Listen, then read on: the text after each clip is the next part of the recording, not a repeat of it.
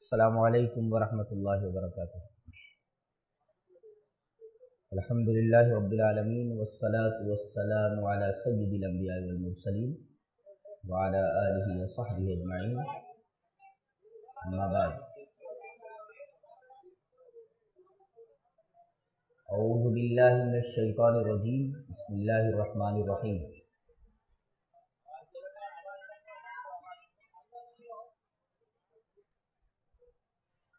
محمد الرسول اللہ۔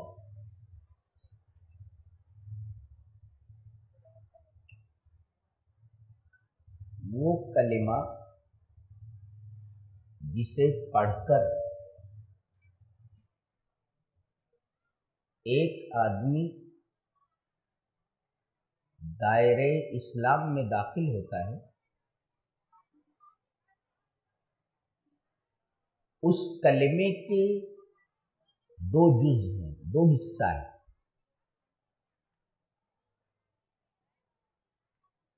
ایک حصہ ہے لا الہ الا اللہ اور دوسرا حصہ ہے محمد رسول اللہ۔ آج ہم لا الہ الا اللہ جو اس کلمے کا پہلا جز ہے، پہلا حصہ ہے، اس پر ہم گفتگو نہیں کریں گے۔ ہمارے بحث کا اور ہماری گفتگو کا موضوع یہ دوسرا جز ہے، محمد رسول اللہ۔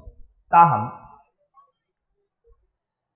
لا الہ الا اللہ جو پہلا حصہ ہے، پہلا جز ہے اس کلمے کا، اس کے بارے میں دو باتیں ذہن نشین کر لیں۔ ایک بہت بڑے عالم ہے ابن عبد الہادی الحنبلی، وہ کہتے ہیں کہ لا الہ الا اللہ اس پورے جملے میں کوئی حرف منقوط نہیں ہے، نقطے والا نہیں ہے۔ لا الہ الا اللہ اس میں دیکھو ایک بھی حرف پر نقطہ ہے نہیں ہے نا، تو گویا کہ سارے حروف غیر منقوط ہیں۔ بولتے ہیں آگے تنبیہن عن التجرد عن کل معبود سوی اللہ۔ یہ تنبیہ ہے، اشارہ ہے اس بات کی طرف کہ اللہ کے علاوہ ہر معبود سے الگ ہو جاؤ۔ جس کو دنیا والوں نے معبود بنا رکھا ہے، الگ ہو جاؤ۔ ایک حرف پر بھی نقطہ نہیں ہے، یہ بتانے کے لیے کہ اللہ کے علاوہ معبود سے جتنے بھی معبودان باطل ہیں سب سے الگ ہو جاؤ۔ یہی مفہوم ہے آیت کریمہ کے اس ٹکڑے کا، فَمَن يَكْفُرْ بِالطَّاغُوتِ وَيُؤْمِن بِاللَّهِ۔ طاغوت کا انکار پہلے کرو، اس کے بعد اللہ پر ایمان لاؤ۔ طاغوت کا انکار پہلے کرنا، یہ اللہ کے سوا کوئی معبود ہے ہی نہیں۔ اور ایک عالم اور ہیں محمد الفتح البعلی، وہ کہتے ہیں کہ اس میں جتنے بھی حروف ہیں کوئی بھی شفوی نہیں ہے، ہونٹ بند نہیں ہوتا اسے۔ لا الہ الا اللہ میں لا الہ الا اللہ ہونٹ بند ہے نہیں نا، تو اس میں جتنے بھی حروف ہیں کوئی بھی شفوی نہیں ہے، یعنی ہونٹ سے زیادہ نہیں ہوتا، سارے کے سارے جوفی ہیں، اندر سے نکلتے ہیں۔ کیا مطلب ہوا؟ مطلب یہ ہوا کہ یہ کلمہ لا الہ الا اللہ دل سے نکلنا چاہیے۔ اگر دل سے یہ کلمہ نہ نکلے تو پھر اس کلمے کی کوئی اہمیت نہیں رہتی۔ جی دلیل یہ حدیث پاک، ان ابی ہریرہ رضی اللہ تعالی عنہ قال قیل لرسول اللہ صلی اللہ علیہ وسلم من اسعد الناس بشفاعتک یوم القیامہ، فقال رسول اللہ صلی اللہ علیہ وسلم لقد ظننت یا ابا ہریرہ اللہ یسألنی عن هذا الحدیث احد اول منک لما رأیت من حرصک علی الحدیث اسعد الناس بشفاعتی یوم القیامت من قال لا الہ الا اللہ خالصا من قلبہ او نفسہ۔ رواہ البخاری فی کتاب العلم۔ حضرت امام بخاری رحمہ اللہ اس حدیث کو کتاب العلم میں لائے ہیں۔ پہلی بات تو یہ معلوم ہوئی کہ سب سے بڑا علم لا الہ الا اللہ کا علم ہے، اور سب سے بنیادی علم لا الہ الا اللہ کا، اس لیے کہ نبی کو خود حکم دیا گیا فَعَلَمْ أَنَّهُ لَا إِلَهَ إِلَّا اللَّهُ، آپ لا الہ الا اللہ کا علم حاصل کریں۔ یہ تو سب سے بڑا علم لا الہ الا اللہ کا علم ہے، سب سے بڑا علم علم توحید ہے جی، ایک بات تو یہ معلوم ہے۔ اور دوسرے، توحید کا یہ کلمہ دل سے تعلق رکھتا ہے، آدمی اگر دل سے بولتا ہے خالصا من قلبہ تو وہ نبی کریم صلی اللہ علیہ وسلم کی سفارش کے دائرے میں آئے گا، اور بہت بڑا خوش نصیب ہے سفارش کے دائرے میں آ جانا۔ اور نبی نے فرمایا کہ بہت بڑا خوش نصیب ہے وہ، امام بخاری اسے کتاب العلم میں لا رہے ہیں، سب سے بڑا علم ہے وہ، اللہ اکبر۔ تو ہم لا الہ الا اللہ پر بحث نہیں کریں گے۔ آگے دیکھیے محمد الرسول اللہ، اس دوسرے ٹکڑے کو ہم موضوع بنا رہے اور اسی پر ہم گفتگو کریں گے۔ دیکھیں اس میں 3 حروف ہیں، 3 الفاظ ہیں۔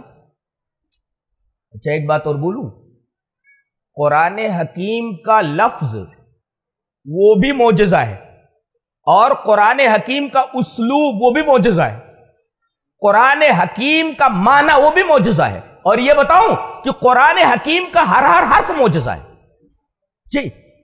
اب دیکھیں ابھی جہنم پر بیان ہو رہا تھا، اس میں اللہ نے ایک لفظ استعمال کیا جہنمیوں کے بارے میں، یصطرخون فیہا، جہنم میں وہ چلائیں گے۔ عربی میں چلانے کے لیے ایک لفظ آتا ہے یصرخون، لیکن یہاں یصرخون نہیں ہے، وہ یصطرخون ہے، توئے بڑھا دیا گیا، توئے توئے، یہ توئے جو ایک تے سے بدلی ہوئی ہے جانتے ہیں، اور تو کیسے نکلتا ہے؟ ان لسانک یضرب بالحنک، آپ کی جو زبان ہے وہ تالو سے لگے اور وہاں سے پلٹے، جیسے قا قا، تو یہ زبان آپ کی تالو سے لگی اور جب پلٹی نیچے تب یہ تو ادا ہوتا ہے۔ اللہ فرما رہا ہے ایسے جہنمی جب چلائیں گے تو ان کی آواز جہنم کی دیواروں سے ٹکرا کر کے واپس آ جائے گی، کپ کپا دینے کے لیے کافی ہے تو جی جی یصطرخون فیہا، وہ طائف تیار ہے جو توئے سے بدلی ہوئی، اور اس پورے لفظ میں سارے کے سارے حروف مفخمہ ہیں، کوئی بھی مرققہ نہیں ہے، صاد طا خا را، دیکھ رہے ہو کوئی بھی مرقق نہیں ہے، یعنی رقت مانے نرمی، یہ لفظ بتا رہا ہے کہ جہنمیوں کے ساتھ کوئی نرمی نہیں برتی جائے گی جی، سارے کے سارے الفاظ، سارے کے سارے حروف مفخم۔ اور یصطرخون پہلے مضارع استمرار اور تجدد پر، یہ ان کی چیخ بند نہیں ہوگی جی، یصطرخ چیخ بند نہیں ہوگی، استمرار اور تجدد۔ اور سواد خود بتا رہا صراخ، چیخ، چلائیں گے وہ، اور توئے آواز ٹکرائے گی جہنم کی دیواروں سے اور واپس آ جائے گی، ثم تعود الیہم فلا یسمعوا احد، اس آواز کو کچھ سنے گا نہیں، ولا یغیثہم، کوئی ان کی مدد کے لیے نہیں آئے گا۔ آدمی چلاتا ہے تو لوگ اس کی مدد کے لیے آتے ہیں، وہاں آدمی چلائے گا کوئی مدد کو نہیں آئے گا، دیواروں سے ٹکرا کر کے ان کی آوازیں واپس آ جائے۔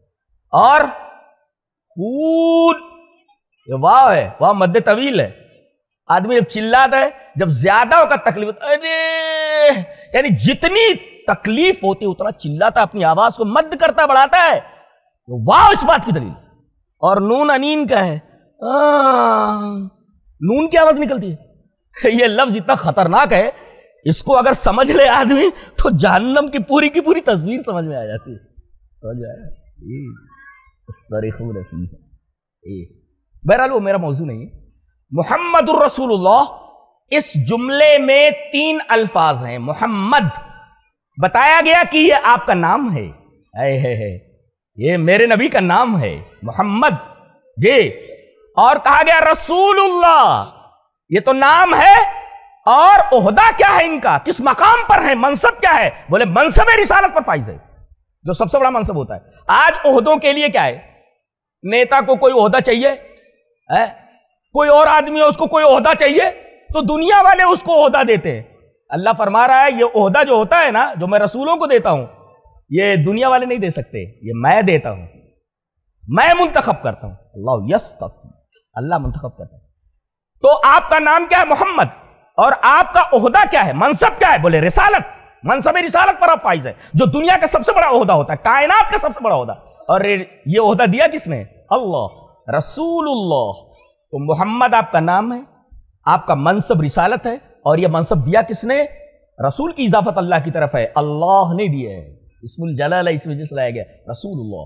جی خصوصیات محمد میں کہ نبی کریم صلی اللہ علیہ وسلم کی خصوصیات کیا ہے، میرا خیال ہے اس کے لیے تو دسیوں گھنٹے درکار ہے، چلیے جتنا ہو جائے۔ اللہ نے ایک جگہ ارشاد فرمایا لا تجعلوا دعاء الرسول کدعاء بعضکم بعضا، نبی کو اس طرح نہ پکارو جیسا کہ تم ایک دوسرے کو پکارتے ہو اپنے درمیان۔ اس کے تین مفہوم ہے، اس کے تین معنی ہے، یعنی جیسے تورے لوگ پکارو تو ایک دوسرے کے اے عبداللہ، اے محمد، یہ زید، اس طرح نہیں پکار سکتے میرے نبی کو، یا محمد نہیں کہہ سکتے آپ، یا ابو القاسم نہیں کہہ سکتے، یا ابن عبداللہ نہیں کہہ سکتے، اے عبداللہ کے بیٹے، اے ابو القاسم جو آپ کی کنیت ہے، نہیں، یا محمد نہیں بول سکتے آپ، منع ہے۔ اس لیے کہ تم جب دوسروں کو پکارتے ہو اپنے درمیان تو اس کا نام لے کر پکارتے ہو یا کنیت کے ساتھ پکارتے ہو، نہیں، میرے نبی کو اس طرح پکارنا نہیں، اجازت نہیں ہے۔ دیکھ رہے ہیں مقام، دیکھ رہے ہیں آپ؟ جی اللہ تبارک و تعالی نے پورے قرآن میں بہت سارے انبیاء کا نام، خود ہمارے جد امجد سب سے بڑے بابا آدم، اللہ تبارک و تعالی نے ان کو نام لے کر کے پکارا ہے، یا آدم اسکن، اے آدم جنت میں سکونت اختیار کرو تم اور تمہاری بیوی، یا یحییٰ خذ الکتاب بقوة، یا زکریا انا نبشرک بغلام اسمہ یحییٰ، یا زکریا، یا داؤد انا جعلناک خلیفۃ فی الارض۔ لیکن آپ پورے قرآن میں دکھا دیں کہیں یا محمد ہو، اے ہے آپ کی صفت کے ساتھ پکارا گیا ہے، یا ایھا المزمل، یا ایھا المدثر، یا ایھا النبی۔ اور ایک جگہ تو کمال کر دیا گیا، ابھی اس آیت پہ ٹھہرے رہو، اللہ نے فرمایا بہت غور سے سنو ہے، انا ارسلناک شاہدا ومبشرا ونذیرا وداعیا الی اللہ باذنہ وسراجا منیرا۔ آپ کی تمام صفتیں قابل بحث ہیں، سب کے اوپر گھنٹوں درکار ہے گفتگو کے لیے، صرف ایک ترکیب کے اوپر میں گفتگو کرنا، سراجا منیرا، آپ چراغ ہیں۔ سوال یہ ہے کہ آپ کو سورج کیوں نہیں کہا گیا اور آپ کو چاند کیوں نہیں کہا گیا؟ جواب اس کا یہ ہے کہ دن میں سورج نکلتا ہے، رات میں چاند نکلتا ہے۔ اگر دن میں کسی کو ہدایت چاہیے، دن میں چاہیے تو آپ سورج ہیں، اور رات میں اگر کسی کو چاہیے تو آپ چاند ہیں، برابر ہے؟ ایسا نہیں کہا گیا، چراغ ہیں آپ، چراغ۔ دن نکلا ہوا ہو اور کہوں کوٹھری میں ہو تو دور ایک دم، تو وہاں نہ سورج کو روشنی پہنچے تھی، نہ رات میں چاند نکلے تو وہ روشنی پہنچے تھی۔ وہاں اگر ہدایت کی ضرورت پڑے، سورج کافی نہیں ہے، چاند کافی نہیں ہے، چراغ ضروری ہے۔ چراغ جلا لو، چراغ ہر جگہ آپ کو روشنی دے سکتا ہے۔ جی کہیں بھی آپ رہیں، جہاں سورج اپنی روشنی نہ دے سکے، جہاں چاند اپنی روشنی نہ پھیلا سکے، وہاں پر چراغ جلا لو، چاہے دن ہو چاہے رات ہو۔ لہذا میرا نبی چراغ ہے، جہاں بھی جس کو چراغ ہدایت کی ضرورت ہو، میرا نبی چراغ ہدایت ہے۔ اللہ وَدَاعِيًا إِلَى اللَّهِ بِإِذْنِهِ وَسِرَاجًا مُنِيرًا، آپ چراغ ہیں، سورج نہیں کہا گیا، نہ قمر کہا گیا، سراج کہا گیا، آپ چراغ ہیں۔ دن میں مولوی صاحب کہوں ایسا اندھیرا رہا تھا، کچھ دکھائی نہیں پڑتا، سورج، اب وہاں ہدایت چاہیے تو کون دے گا؟ چراغ جلا لو، چراغ ہدایت اللہ، یہ نبی۔ تو لا تجعلوا دعاء الرسول کدعاء بعضکم، نبی کو اس طرح نہ پکارو جیسے تم اپنے درمیان لوگوں کو پکارتے ہو، نام لے کر کے، کنیت لے کر۔ دوسرا مطلب یہ ہے، نبی کی دعا کو دوسرے لوگوں کی دعا کی طرح مت سمجھو۔ نبی کی دعا مستجاب ہوتی ہے، قبول ہو جاتی ہے، لہذا اگر کسی کو بد دعا دے دے ہلاک ہو جائے گا آدمی، جی، لہذا تمہاری دعا کی طرح نبی کی دعا نہیں ہے۔ اور تیسرا مطلب، تم جب کسی کو پکارتے ہو تو کوئی سنی انسنی کر سکتا ہے، ارے پکارتے بولے دو، لیکن نبی جب پکارے تو سنی انسنی نہیں کر سکتے، جیسے پکارے فوراً لبیک بولو، لبیک یا رسول اللہ، یہ ہے نبی کی عظمت۔ لا تجعلوا دعاء الرسول بینکم کدعاء بعضکم بعضا، یہ ہے نبی کریم صلی اللہ علیہ وسلم کی عظمت اور آپ کی خصوصیت۔ جی ایک نکتہ بتا دو علماء کے لیے، آپ کی سمجھ میں آ جائے تو اچھا ہے۔ پورے قرآن حکیم میں نبی سے یہ کہا گیا کہ تسبیح کیجئے، سبح امر ہے، فسبح تسبیح بیان کیجئے، جی امر کے ساتھ ہے، حکم ہے۔ حمد کے لیے کہا گیا قل الحمد، امر کے ساتھ ہے، حمد بیان کیجئے آپ۔ واستغفر، استغفار کیجئے آپ، سب امر کا صیغہ ہے، حکم ہے۔ استغفار کرو، تسبیح بیان کرو، حمد بیان کرو، لیکن ایسا نہیں کہا گیا توبہ کیجئے، کہیں نہیں، پورے قرآن میں کہیں نہیں توبہ کہنے، ایسا حکم نہیں کہیں بھی آیا، تو ضمناً آیا۔ کیسے؟ فسبح بحمد ربک، کیا ہے؟ اذا جاء نصر اللہ والفتح ورأيت الناس يدخلون في دين الله افواجا فسبح بحمد ربك واستغفره انه كان توابا۔ یہ نہیں کہا گیا توبہ کیجئے، بے شک اللہ تواب ہے، یہ نہیں کہا گیا توبہ دے، اللہ تواب ہے، توبہ کرو، ایسا ڈائریکٹ توب نہیں کہا گیا۔ تو مقام ہے نبی کا، جی خصوصیات محمد میں سے ہے، خصوصیات محمد میں سے ہے، یہ توب نہیں ہے، ضمناً آیا ہے انہو کان تواب، اللہ تواب ہے، لیکن وہاں تو کہیں نہیں کہ تم توبہ کرو، تسبیح اور استغفار کی بات ہے، توبہ کیوں نہیں کہا گیا؟ ضمناً بیان کیا گیا انہو کان تواب، اس لیے کہ توبہ کا مطلب سمجھتے کیا ہوتا ہے؟ ایک منٹ، متاب جانتے کس کو بولتے ہیں؟ وہ جہاں عباد الرحمن کی صفات بیان کی گئی اس میں یہ ہے متابہ، توبوا الی اللہ متابہ، کیسا ہے متابہ؟ متاب کہتے ہیں جہاں سے آپ یو ٹرن لیتے ہو، اب گناہ کے راستے پر چلتے چلے جا رہے ہیں، چلتے چلے جا رہے ہیں، اب اللہ نے توفیق دی تو جہاں سے یو ٹرن لیتے ہیں، تابع رجع، تو رجوع کرنے کی اور توبہ اور لوٹنے کی، یو ٹرن لینے کی جو جگہ ہے متاب، اس میں ظرف ہے، وہ ظرف مکان ہے، وہ وہاں سے آپ لوٹ رہے ہیں۔ تو نبی گناہوں کے میدان میں اتنا تھوڑی جاتا ہے، جی گناہ کرتا ہی نہیں ہے، تو اس سے کیوں کہا جائے گا متاب؟ وہاں سے یوں ٹرن لیجیے آپ، توبہ ہوتی نہیں جی، وہ اپنی طرف سے کر لے جی، مطلب گناہ کہاں ہو تو معصوم ہوتا ہے نا۔ اچھا، نبی کریم صلی اللہ علیہ وسلم کی ایک اور خصوصیت، غور سے سنیے، من یطع الرسول فقد اطاع اللہ، جس نے رسول کی اطاعت کی اس نے اللہ کی اطاعت کی۔ کیسے بھائی؟ کیسے؟ جون رسول کا اطاعت کرے، بات مانے، ان کے حکم پر چلے، وہ سمجھو اللہ کا حکم مانت ہے۔ کیسے بھائی؟ کیوں؟ ایک تو یہ کہ نبی معصوم ہوتا ہے، نبی کی اطاعت اللہ کی اطاعت ہے۔ کیوں؟ اس لیے کہ اگر نبی کو معصوم نہ مانا جائے تو پھر نبی کی اطاعت اللہ کی اطاعت کیسے ہوگی؟ جی لہذا ضمناً یہ بتایا گیا کہ میرا نبی معصوم ہے، وہ غلطی کرتا ہی نہیں ہے، خاص طور سے شریعت کے باب میں، جی غلطی نہیں کرتا، لہذا وہ جب غلطی کرتا ہی نہیں، معصوم ہے، لہذا جب غلطی کا امکان ہی نہیں ہے تو اس کی اطاعت میری اطاعت ہے۔ اگر غلطی کا امکان اگر ہو جائے تو پھر نمونہ کہاں ہے ہو، اسوہ کہاں ہے ہو، اور پھر اس کی اطاعت اللہ کی اطاعت کیسے ہوگی؟ من یطع الرسول فقد اطاع اللہ، جو رسول کی اطاعت کرے وہ اللہ کی اطاعت کرنے والا ہوا۔ کیوں؟ اس لیے کہ رسول معصوم ہوتا ہے، وہ غلطی نہیں کرتا، وہ لہذا اس کی اطاعت اللہ کی اطاعت ہے۔ اگر وہ غلطی کرنے لگے پھر اللہ غلطی کہاں کرتا ہے؟ تو رسول کی اطاعت اللہ کی اطاعت کیسے ہوگی؟ جی معصوم ہونا چاہیے، اس لیے ضمن معلومات رسول معصوم ہوتا ہے۔ محمد الرسول اللہ، ایک آیت کریمہ اور دیکھیں، بہت پیاری ہے، وَلَوْلَا فَضْلُ اللَّهِ عَلَيْكَ وَرَحْمَتُهُ لَهَمَّتْ طَائِفَةٌ، بہت پیاری آیت پڑھ رہا ہوں میں جی، وَلَوْلَا فَضْلُ اللَّهِ عَلَيْكَ وَرَحْمَتُهُ لَهَمَّتْ طَائِفَةٌ مِّنْهُمْ أَن يُضِلُّوكَ وَمَا يُضِلُّونَ إِلَّا أَنفُسَهُمْ وَمَا يَضُرُّونَكَ مِن شَيْءٍ وَأَنزَلَ اللَّهُ عَلَيْكَ الْكِتَابَ وَالْحِكْمَةَ وَعَلَّمَكَ مَا لَمْ تَكُن تَعْلَمُ وَكَانَ فَضْلُ اللَّهِ عَلَيْكَ عَظِيمًا۔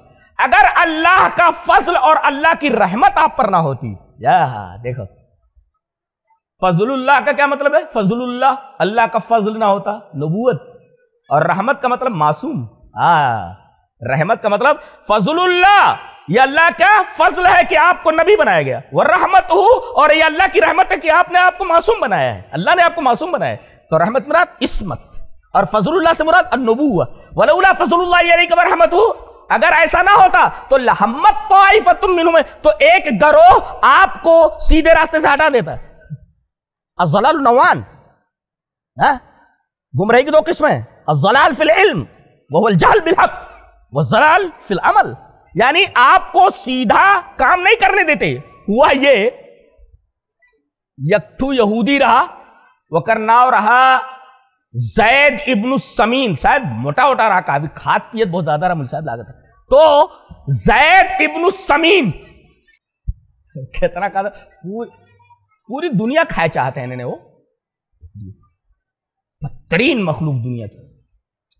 تو زید ابن السمین جو ہے یہودی، انصار قبیلے کے ایک آدمی توما ابن عبیرق کے پاس آیا اور کہا کہ یہ میری زرہ ہے، زرہ وہ جو لوہے کا لباس ہوتا ہے جس پر تلوار مارو تو تلوار اچٹ جائے، تو یہ زرہ رکھ لو، جب ہم مانگو تب دے دیو، مانگو دے دے۔ ابھی گواہ مانگے یہودی، تو بے ایمان ہوئی ہو، آج 10 روپیہ دے دو مجھے، بھول جاؤ، تو کہا بھائی وہ زرہ دے دو ہمارا، کہا تو کون زرہ، کیسے زرہ، ارے مجھے، ارے دے رہے نا تمہیں، کہا تو نا ہم نہیں جانی۔ اب زید ابن السمین اپنی قوم کے لوگوں کو اس آدمی کے پاس لے کر کے آ گیا، کہا کہ اس کے گھر کی تلاشی لو۔ اب جب دیکھا کہ بچ نہیں پاؤں گا، لوگ اگر اندر آ گئے تو زرہ تو مل جائے گی ان کو، تو چھتپ چڑھا اور بازو میں پڑوسی کا گھر راج کرنا ہو رہا ابو ہلال، وہ ان کے گھر میں زرہ پھینک دی۔ اب جب یہ لوگ آئے، ہاں آپن بوال دوسرے کے اوپر ڈال دو، تو اب ڈھونڈے لگے تو مل بھی نہیں کیا، کہا کہاں ڈھونڈو، زرہ ڈھونڈے تو، ہاں زرہ تو آپ کو نہیں ملی، لیکن جس زرہ کی بات کر رہے ہیں میں نے اپنے پڑوسی کے گھر میں اس طرح کی زرہ دیکھی، دیکھو کیسن مکاری کر رہا ہے، کیسن مکاری، اس کو کہتے ہیں مول صاحب دھوکہ دینا۔ کہتے ہیں کہ یکٹو ستو لیا جات رہا، ستوا لیا رہا، ستوا، اور ایک دال چاول لیا رہا، سفر میں دونوں جاتے، پہلے یہ کل لے کے چلت رہے ہیں، اب تو جگہ جگہ ہوٹل، پہلے کہاں چلا جاؤ 10 کو چلا جاؤ، کچھ ملتے نہیں رہا۔ اب دونوں ملے ایک جگہ پیڑ کے نیچے، کہا کہاں جاتے ہو، فلاں جگہ جا رہے ہیں، اچھا اچھا وہی طرف ہم جا کے، کھائے پیے کچھ لیے ہو، ہاں میرے پاس ستو ہے۔ اب ستو کا کیا مطلب ہے، پانی ڈالو اور نمک ڈالو، تھوڑا سا گھول لو، جلدی سے کھا لو، اپنے سفر پہ روانہ ہو جاؤ۔ اور دال چاول تو برابر پڑتا نا، لکڑی لاؤ، پھر وہ کا جو ہے مرچا دیر تک پکاؤ۔ اب وہ دلیا چاولا جگہ پاس رہا، بڑا چالاک رہا، بدماش رہا، کہا تو باؤ ہمارے پاس تو دال چاول ہے، تمہارے پاس ستو ہے، ستو تب لتو تب گھوری ہو تب کھائی ہو تب جائی ہو، لمبا کر رہا اس کو، اور کھچڑی پکائی کھائی، چل میرے بھائی، ہاں سمجھ میں آئے گا وہ کہاں۔ اب ستو کے بارے میں کیا بولا، ستو کھیچت ہے، ستو تب لتو تب گھوری ہو تب کھائی ہو تب جائی ہو، اور کھچڑی پکائی کھائی، چل میرے بھائی، کہ باؤ لاؤ دائی دیو، ابھی تو کھائے لے جلدی سے نکل پڑا، کیسن سانسد بھوا ہے وہ دلیا چولا لے، سوچو ذرا سانسد بھائی ہو۔ تو ای آدمی جو ہے آپن بوال دوسرے کو اوپر ڈال دی، کہا کہ میں نے وہ زرہ نے پڑوسی کے گھر میں دیکھا ہوا ہے۔ اب وہ مل گئی زرہ۔ اب یہ جو تھا توما ابن عبیرق، جو زرہ دے سے انکار کئی دے رہا، نبی کریم صلی اللہ علیہ وسلم کے پاس اپنی قوم کو لے کر آ گیا، کہا اس نے میری بےعزتی کی ہے، اس نے زید بن السمین نے، گھر پر ہمارے آدمی لے آؤ، ہم نے زرہ لی ہی نہیں دیا، آدمی لے کر آیا کیسے میرے گھر کو چیک کرنے کے لیے۔ نبی کریم صلی اللہ علیہ وسلم نے اس کو بہت ڈانٹا۔ دیکھو اس سے یہ پتا چلا کہ نبی کو غیب کا علم نہیں ہوتا، نبی کو غیب کا علم نہیں ہوتا، اگر نبی کو غیب کا علم نہ ہوتا تو اس کو کیوں ڈانٹتے؟ آپ کو معلوم لہمت طائفۃ منہم ان یضلوک، آپ کو گمراہ کہہ دیتے، یارین موڑ دیتے، غلط فیصلہ دے دیتے، آپ الضلال فی العمل، گمراہ کر دیتے، آپ کو غلط فیصلہ آپ دے دیتے تھے۔ یہ ہوا، ایک حدیث سنا دیتے ہیں بہت پیاری حدیث اس طرح، وَعَنْ أُمِّ عَطِيَّةَ الْأَنصَارِيَّةِ رضی اللہ تعالی عنہا قالت دخل رسول اللہ صلی اللہ علیہ وسلم علی عائشہ فقال هل عندکم شیء هل عندکم شیء. یہ علم غیب والا بولتا ہے کیا؟ کچھ ہے گھر میں؟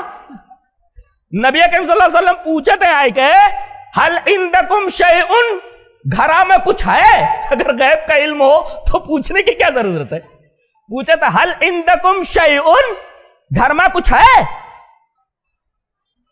قالت لا الا شیء بعثت به الینا نصیبۃ من الشاۃ التي بعثت بها الینا فقال رسول اللہ صلی اللہ علیہ وسلم انها قد بلغت محلها. رواہ البخاری فی کتاب الزکاۃ. حضرت امام بخاری رحمہ اللہ اس حدیث کو کتاب الزکاۃ میں لائے بخاری کا. غور سے سنیے، حدیث بہت پیاری ہے. حضرت ام عطیہ انصاری جن کا نام نصیبہ ہے، یہ ان کی کنیت ہے. ام عطیہ نام نصیبہ ہے. نصیبہ لڑکیوں کا نام رکھو، نصیبہ بہت اچھا نام ہے. لڑکیوں کا نام نصیبہ، لڑکوں کا نام عشانہ، یہ سب جدید نام ہے. سمیت ابا عشانۃ المعافری قال، ایک راوی ہیں یہ جی. تو نصیبہ جو تھیں ان کے پاس رسول اللہ صلی اللہ علیہ وسلم نے صدقے کی ایک بکری بھیجی. رسول نے کہا کہ یہ جو چھگڑیا ہے یہ بکری یہ کہا صدقہ جو ہے ہم دے چھگڑی دے دیں. اب ام عطیہ نے جو رسول اللہ صلی اللہ علیہ وسلم بھیجے رہے صدقہ، وہ کا تحفہ میں نبی کیا بھیج دی یہ ام عطیہ. تو جب نبی کریم صلی اللہ علیہ وسلم پوچھیں کہ گھر میں کچھ ہے، حل عندکم شیء، کہا تھی کہ وہ جو زکات وہ صدقہ کا جو بکری بھیجے رہے ہو ام عطیہ وہ بھیج دین ہے. کہا تو ٹھیک تو ہے.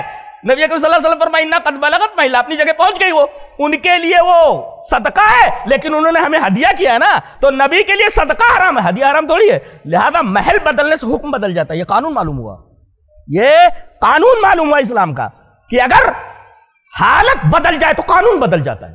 جیسے چور ضروری ہے کہ اس کا ہاتھ کاٹ لیا جائے، اگر ثابت ہو جائے تو السارق والسارقۃ فاقطعوا ایدیہما، چور چورنی کا ہاتھ کاٹ لو اگر ثابت ہو جائے تو ہاتھ کاٹ لو. کل ڈاکہ مار دوں جائے کیا کر ہاتھ کیے کاٹا تھا وہ.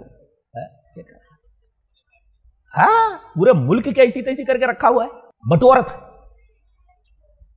تو کیا کہتے ہیں؟ ہاں قانون چور چورنی کا ہاتھ کاٹ لو. ایک صاحب کے پاس لایا گیا، کہا یہ چورائی سے چوری، کہا ایک ہاتھ کاٹ دو. کہا پوچھ تو لو کہا چورائے رہا. کہا لاک کہ میں نے چوری جناب اس وجہ سے کی ہے کہ کئی دن سے میں بھوکا تھا، میں مر جاتا بھوک سے، لہذا میں نے چوری کی. کہا کہ ہاتھ نہیں کاٹا جائے گا.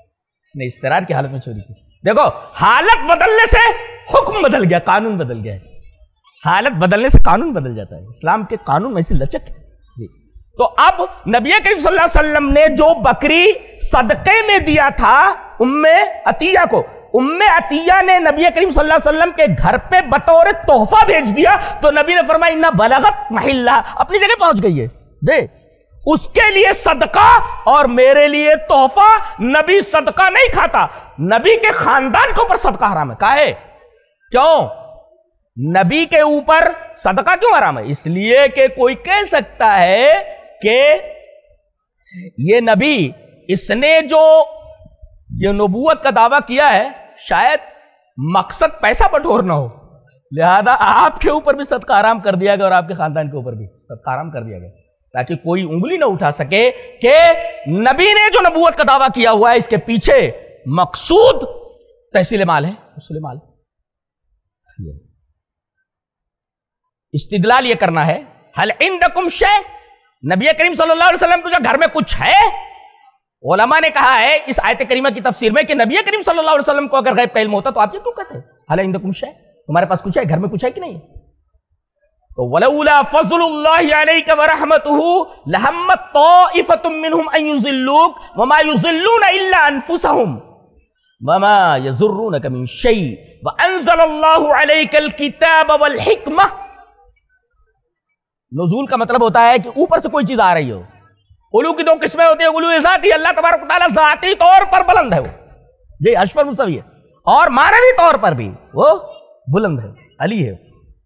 وَأَنزَلَ اللَّهُ عَلَيْكَ الْكِتَابَ وَالْحِكْمَةَ، اچھا وَعَلَّمَكَ مَا لَمْ تَكُنْ تَعْلَمُ۔ اس سے بعض لوگ استدلال کرتے ہیں کہ اللہ فرما رہا ہے میرے نبی میں نے تم کو وہ تمام چیزیں سکھا دی ہیں جو آپ نہیں جانتے تھے، بس نکال لینے میں آپ کو علم غیب سب علم دے دے رہے ہیں اللہ تعالیٰ نے۔ اب اس کی تفسیر کون کرے گا؟ اس کی تفسیر صحابہ کریں گے۔ اسی وجہ سے قرآن حکیم کے انداز بیان کو جب اس طریقے کا معاملہ آ جائے تو سلف کی طرف فوراً رجوع کیا جائے۔ جی ابن عباس رضی اللہ تعالی عنہما نے اس کی تفسیر کرتے ہوئے فرمایا قالہ ابن عباس و مقاتل، ابن عباس اور مقاتل نے کہا انہ الشرع وعلمک ما لم تکن تعلم، شریعت کی تمام چیزیں آپ کو سکھا دی ہیں۔ اسے یہ تھوڑی مطلب ہے کہ اللہ تبارک و تعالی یہ تھوڑی کہا ہے وعلمک کل شیء لم یقل کل شیء فکیف تقول انہ یعلم الغیب، اللہ اکبر۔ تو وعلمک ما لم تکن تعلم یعنی شریعت کی تمام چیزیں آپ کو بتا دی ہے تاکہ آپ کو جو شریعت دی گئی ہے وہ پوری دے کر کے آپ عہدہ برا ہو جائیے جی، نہ کہ آپ کو پورے غیب کا علم آپ کو دے دیا گیا تھا جی۔ تو وعلمک ما لم تکن تعلم سے جو لوگ استدلال کرتے ہیں کہ آپ کو غیب کا علم دے دیا گیا تھا، یہ تفسیر بالکل غلط ہے۔ اس لیے کہ ابن عباس رضی اللہ تعالیٰ عنہ نے ان کا یہ قول زاد المسیر فی علم تفسیر کے اندر نقل کیا گیا، قالہ ابن عباس، ابن عباس رضی اللہ تعالیٰ عنہ انما الشرع، یہ شریعت ہے۔ تو ایک مقام تو یہ ہے آپ کا، اور سب سے بڑا فضل فضل اللہ، سب سے بڑا فضل اعظم فضل اللہ علی العباد یتفضل بہ العباد هو العلم، علم سے بڑی فضیلت اور کوئی نہیں ہو سکتی جسے اللہ تبارک تعالیٰ اپنے بندوں کو دیتا ہے، اس سے بڑی نعمت کوئی نہیں اور اس سے بڑی فضیلت کوئی نہیں۔ علم وعلمک ما لم وکان فضل اللہ علیک عظیما، اللہ تبارک و تعالیٰ نے آپ پر بڑا فضل عطا فرمایا، عظیم فضل ہے۔ چلیے نبی کریم صلی اللہ علیہ وسلم کی فضیلت پر دو حدیث اور لے لیں۔ وعن ابی ہریرہ رضی اللہ تعالیٰ عنہ قال قال رسول اللہ صلی اللہ علیہ وسلم انا سید ولد آدم وأول من تنشق عنه الأرض وأول الشافع وأول مشفع، رواہ ابو داؤد فی کتاب السنہ۔ حضرت امام ابی داؤد رحمہ اللہ اس حدیث کو ایسے کتاب السنہ کے اندر راوی حضرت ابو ہریرہ ہے۔ حضرت ابو ہریرہ رضی اللہ تعالیٰ عنہ فرماتے ہیں کہ نبی اکرم صلی اللہ علیہ وسلم فرمایا میں تمام اولاد آدم کا سردار ہوں گا قیامت کے دن، اور سب سے پہلے میری قبر پھٹے گی، میں سب سے پہلے اپنی قبر سے نکلوں گا، اور وہ اول شافعین، سب سے پہلے میں سفارش کرنے والا ہوں گا اور سب سے پہلے میری سفارش قبول کی جائے گی۔ یہ لے چلیے ایک دوسری حدیث لے لیں۔ وعن الزہری سمع جبیر بن مطعم عن ابیہ ان نبی صلی اللہ علیہ وسلم قال انا محمد وانا احمد وانا الماحی الذی یمحى بی الکفر وانا الحاشر الذی یحشر الناس علی عقبی وانا العاقب والعاقب الذی لیس بعدہ نبی، رواہ مسلم فی کتاب الفضائل۔ امام مسلم رحمہ اللہ اس حدیث کو ایسے کتاب الفضائل کے اندر لائے۔ تو نبی کریم صلی اللہ علیہ وسلم نے ارشاد فرمایا میرا ایک نام محمد ہے اور میرا ایک نام احمد ہے، اور میری ایک صفت ماہی ہے جس کے ذریعے کفر مٹا دیا جاتا ہے، اور اسی طریقے سے میں حاشر ہوں، جمع کرنے والا، اس لیے کہ سب سے پہلے جب میں اٹھوں گا تو میرے بعد ہی سب اٹھنے والے نا، تو میرے ایڑیوں کے بلائیں وہی میرے ایڑیوں کے پیچھے آئیں گے، میرے پیچھے آئیں گے وہ۔ اور اسی طریقے سے وَأَنَا الْعَاقِبُ، میں عاقب ہوں، اور آپ کی عاقب کی تفسیر خود آپ نے فرمائی وَأَنَا الْعَاقِبُ وَالْعَاقِبُ الَّذِي لَيْسَ بَعْدَهُ نبی، نبی کریم صلی اللہ علیہ وسلم نے فرمایا میں عاقب ہوں اور عاقب ہوتا ہے جس کے بعد کوئی نبی نہیں ہوتا۔ تو بہت ہی بہترین عنوان تھا یہ، اور چلو بھائی ٹھیک ہے انشاءاللہ ٹائم کم ہے لیکن کچھ باتیں آپ کے سامنے آ گئی۔ اللہ ہمیں نیک عمل اور اچھی سمجھ کی توفیق عطا فرمائے۔ وآخر دعوانا الحمدللہ رب العالمین۔